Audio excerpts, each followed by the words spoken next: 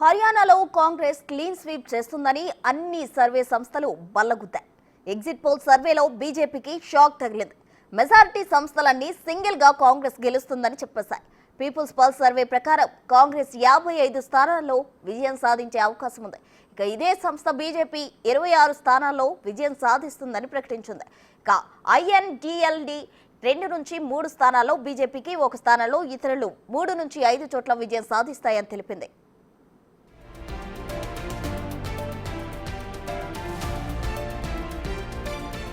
Republic matrix కూడా కాంగ్రెస్ ఏకంగా 55 నుంచి 62 స్థానాలు గెలుచుకుంటుందని చెప్పింది. బీజేపీ 18 నుంచి 24 స్థానాల్లో విజయం సాధిస్తుందని తెలిపింది. ఐఎన్ఎల్డి, బీఎస్పీ కలిసి 3 నుంచి 6 స్థానాల్లో గెలిచే అవకాశం ఉందని అంచనా వేసింది.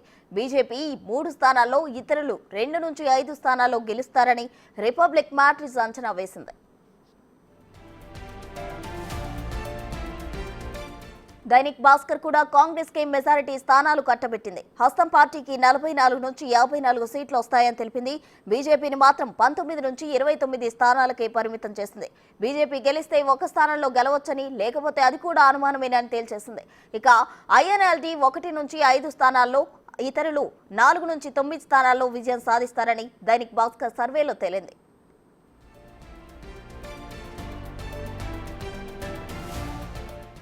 ఇక పీమార్క్ సర్వేలో కాంగ్రెస్ 44 నుంచి 54 స్థానాల్లో గెలిచి ప్రభుత్వాన్ని ఏర్పాటు చేస్తుందని జోస్యం చెప్పింది. బీజేపీ మాత్రం 15 నుంచి 29 స్థానాలకే పరిమితమవుతుందని అంచనా వేసింది. ఐఎన్ఎల్డి 3 నుంచి 6 స్థానాల్లో గెలిచే అవకాశం ఉందని తెలిపింది. అయితే ఏ సర్వేలో కూడా యాప్ ఖాతా తెరవలేదు.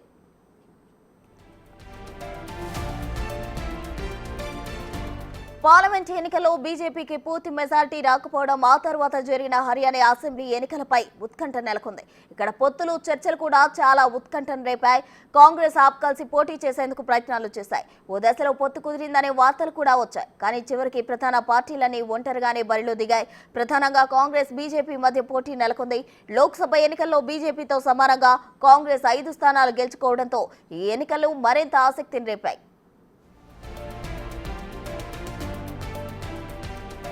హర్యానా సమాజంలో జవాన్, కిసాన్, పైల్వాన్ల ప్రభావం బలంగా ఉంటుంది. అధికార బీజేపీ ఈ 3 వర్గాల్లో కూడా వ్యతిరేకతను మూటగట్టుకుందనే అభిప్రాయం నెలకొంది. రైతులు 2 ఏళ్లుగా ఉద్యమాలు చేస్తున్నారు. ఇక అగ్నివీర్ పథకం విషయంలో సైనికులు బీజేపీ ప్రభుత్వంపై ఆగ్రహంగా ఉన్నారు. దీనికి తోడు రెసర్లు కూడా అంశం పుండు మీద కారం చల్లినట్లు అయింది. దీంతో బీజేపీపై వ్యతిరేకత పెరిగింది. దీంతో బీజేపీ సీఎంను కూడా మార్చింది. అయినా అక్కడ ప్రజలు కాంగ్రెస్ వైపే మొగ్గు చూపినట్లు తెలుస్తుంది.